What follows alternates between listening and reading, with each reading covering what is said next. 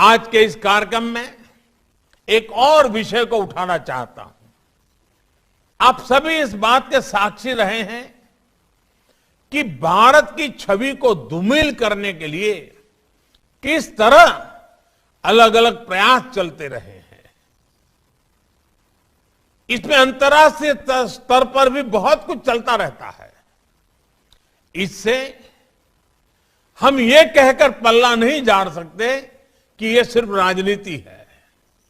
ये राजनीति नहीं है, ये हमारे देश का सवाल है। और जब हम आजादी का अमृत महोत्सव मना रहे हैं तो ये भी हमारा दायित्व है कि दुनिया भारत को सही रूप में जाने। ऐसी संस्थाएं जिनकी अंतर्राष्ट्रीय क्षेत्र में दुनिया के कई देशों में उपस्थिति है, वो दूसरे देशों के लोगों तक भारत की सही बात को पहुंचाए। भारत के बारे में जो अफवाहें फैलाई जा रही हैं, उनकी सच्चाई वहां के लोगों को बताएं, उन्हें जागरूक करें। ये भी हम सबका कर्तव्य है।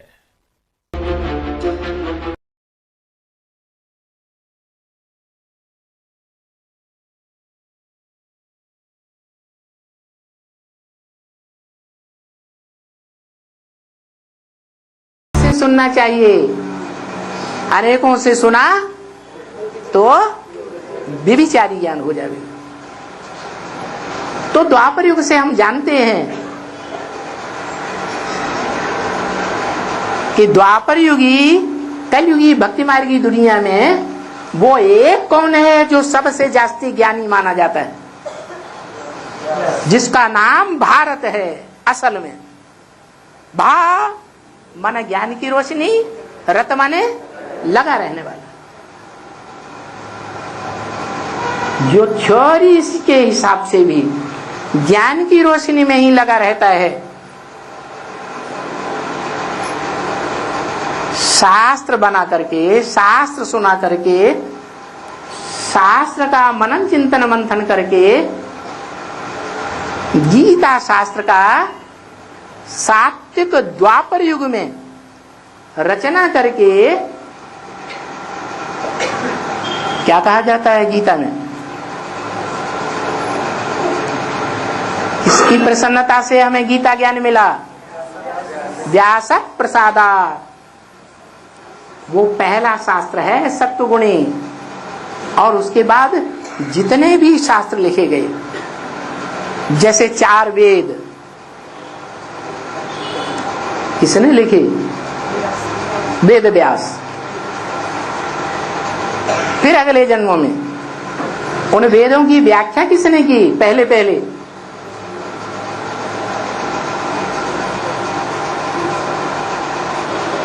आरण्यक निकले,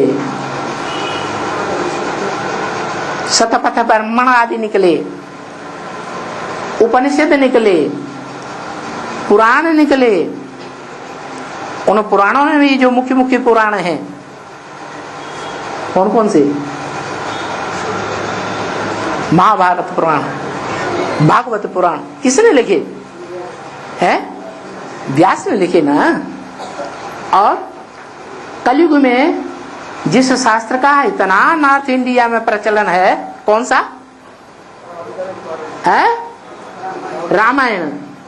वो भी किसने लिखा? पहले है? व्यास ने नहीं लिखा, वाल्मीकि ने लिखा। और हमको बाबा ने बता दिया क्या?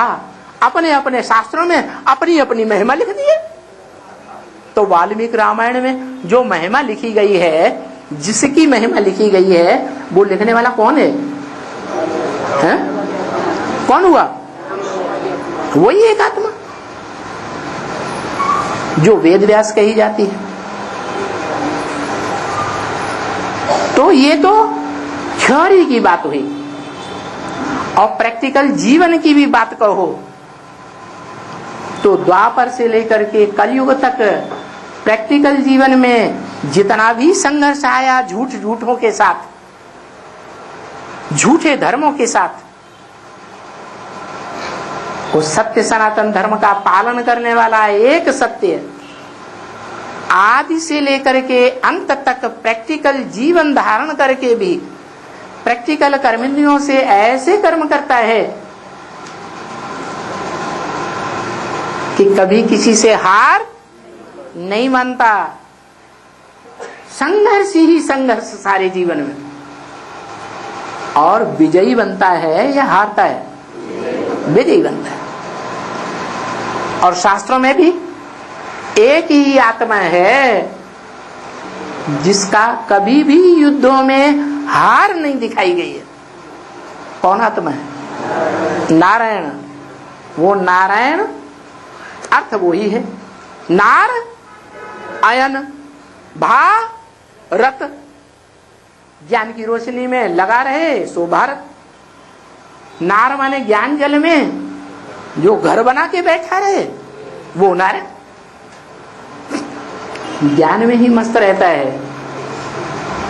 कितना भी संघर्ष आ जाए, कितनी भी युद्ध की बड़े से बड़ी स्थिति आ जाए, तो भी ज्ञान जल में मस्त रहता है। तो ऐसी स्टेज बनाने वाले को भारत कहा गया है। और वो भारत अविनाशी खंड है या विनाशी खंड है? कैसा खंड है? अविनाशी खंड है। धरणी की ही बात है या चैतन्य पुरुषार्थी की भी बात है? धरणी ज्ञान धारण करती है, रोशनी धारण करती है ज्ञान की, या चैतन्य आत्मा धारण करती है? चैतन्य आत्मा धारण करती है। तो देखो वो एक ही है, ऊंचे ते ऊंचा, जिसे इस दुनिया में ऊंचा कहा जाता है, हीरो पार्टधारी।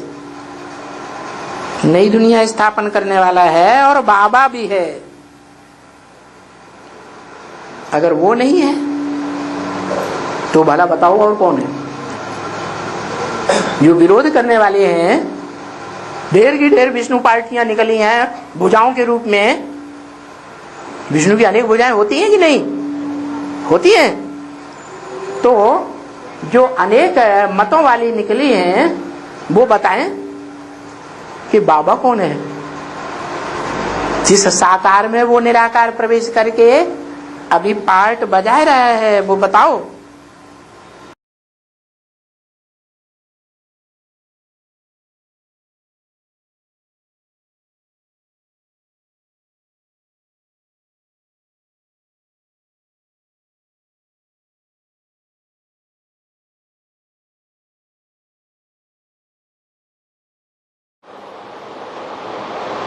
कि शिव बाबा स्वर्ग की स्थापना करते हैं। ये नहीं बोला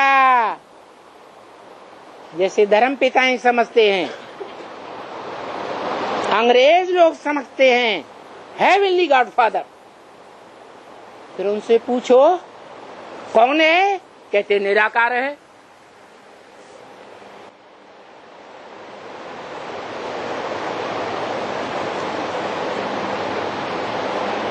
अरे निराकार अकेली आत्मा कैसे कार्य करेगी? इस बात का कोई जवाब नहीं उनके पास।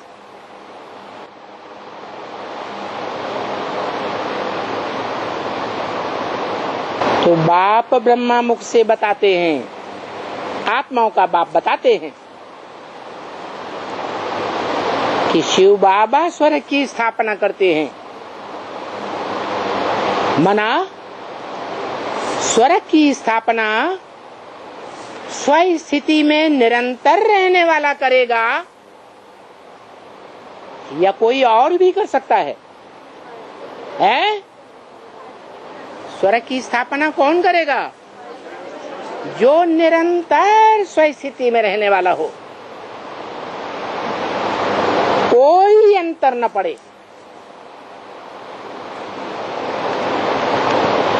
ऐसी निरंतर याद का अभ्यास करने वाला हो, ऐसी निरंतर याद में टिकने के लिए देह देह की दुनिया, देह के संबंधी पदार्थों से नष्टो मोहा होने वाला हो।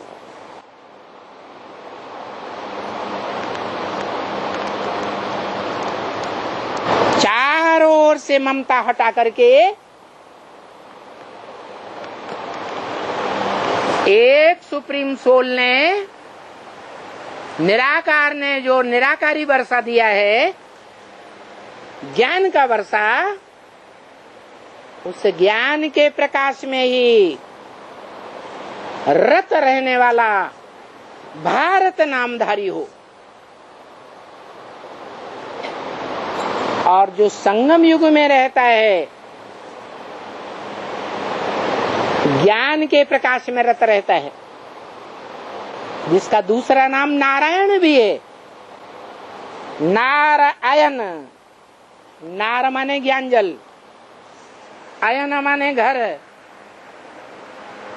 जो ज्ञान का ही घर बनाकर रहता है। इसलिए साक्षात्कार से जो लक्ष्मी नारायण का चित्र बनाया है, उसमें ध्यान से देखो, लक्ष्मी नारायण कौन सी दुनिया में रह रहे हैं? प्रकाश की दुनिया में है या पांच तत्वों की दुनिया में है? प्रकाश की दुनिया में। और राधा कृष्ण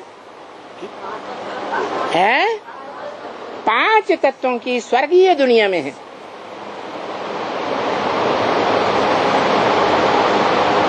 तो ऐसी आत्मा को संगम युग में पहचानना जरूरी है। बिना जाने, बिना पहचाने ढिंढोरा पीटने की तो बात बोली कि दुनिया में ढिंढोरा पीटना है कि हेवनली गॉड फादर, हेवन रचयिता आया हुआ है। जो हेवन की रचना कोई धर्म पिता नहीं कर पाता।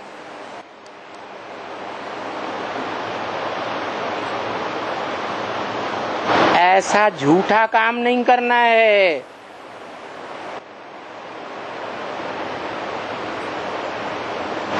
कि खुद निश्चय बुद्धि नहीं और दूसरों को निश्चय बुद्धि बनाएं और उनसे पाप करवा लें। स्टाम्प पेपर पर निश्चय पत्र लिखवा लें। ये बरगलाने की बात हुई या सच्ची सेवा हुई है? बरगलाने की बात हो गई। खुद पक्का निश्चय बुद्धि नहीं है, दूसरों को निश्चय बैठाने का दिखावा कर रहे हैं दुनिया को कि देखो हमने भगवान को पहचाना है।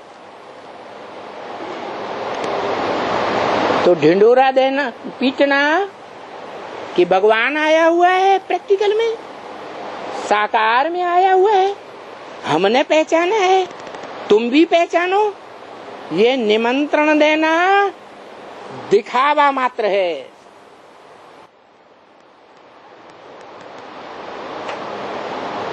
क्रिश्चियनिटी ये क्रिश्चियन धर्म में जाने का उपक्रम मात्र है। अगर थोड़ा भी बाप में संशय आता है, बाप के पार्ट में संशय आता है, संशय बुद्धि विनश्यते,